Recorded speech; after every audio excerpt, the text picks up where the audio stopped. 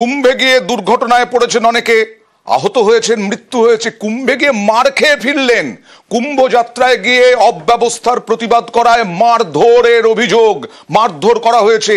যারা নিয়ে গিয়েছিল তারাই নাকি প্রতিবাদ করায় মারধর করেছে, লোহার রড দিয়ে মেরে মাথা ফাটিয়ে দেওয়া হয়েছে। পুণ্যার্থীরা অভিযোগ করছেন, থানায় লিখিত অভিযোগ।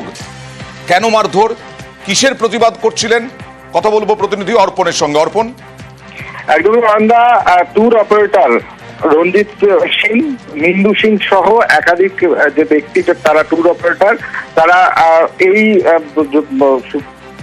গড়িয়া সহ যে 35 নম্বর ওয়ার্ড রয়েছে বিভিন্ন এলাকা থেকে প্রায় 40 জনকে নিয়ে তারা গিয়েছিলেন এবং সেখানে 6000 টাকার বিনিময়ে নিয়ে গিয়ে সেখানে খাবার দাবারের ব্যবস্থা করার কথা, কিন্তু খাবার দাবারের অব্যবস্থা তারই প্রতিবাদ করেছিলেন ট্যুরের যারা গিয়েছিলেন।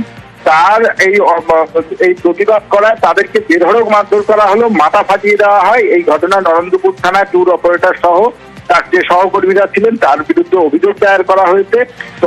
এরা কি অঞ্চলে পরিচিত যারা এই ট্যুর অপারেটর? একদমই পরিচিত মুখ রঞ্জিত সিং। তার বিভিন্ন জায়গায় ট্যুর করেন এবং ট্যুরে নিয়ে যান বিভিন্ন সময়। কুম্ভে তুমি জানবে যে গত 1 মাসের বেশি বিভিন্ন এলাকা থেকে গাড়ি ছাড়ছে, তেমনি এই রেনিয়া এলাকা থেকে গাড়ি ছাড়ে এবং সেখানে 40 জন পুণ্যার্থী তারা গিয়েছিলেন কুম্ভ স্নানের জন্য। আর সেখানে গিয়ে এই অব্যবস্থার প্রতিবাদ করায় তাদেরকে বেধড়ক মারধর করা হয়, মেরে মাথা ফাটিয়ে দেওয়া হয়। দেখা যাক পুলিশ কি পদক্ষেপ করে তাদের বিরুদ্ধে। हमको और हमारा परिवार को, लड़का को और हमारा बहू माँ को, बाल बच्चा को सब एक बोला कुंभ मेला जाने के लिए। तो कुंभ मेला जाने के लिए बोला 6000 रुपया लगेगा, पर हेड 6000 रुपया लगेगा।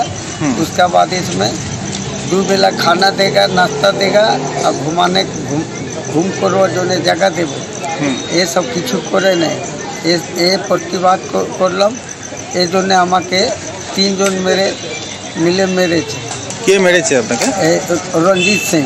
রঞ্জিত সিং কি আপনাদের সঙ্গে গেছিল? বাসে গেছিল? বাসে গেছিল।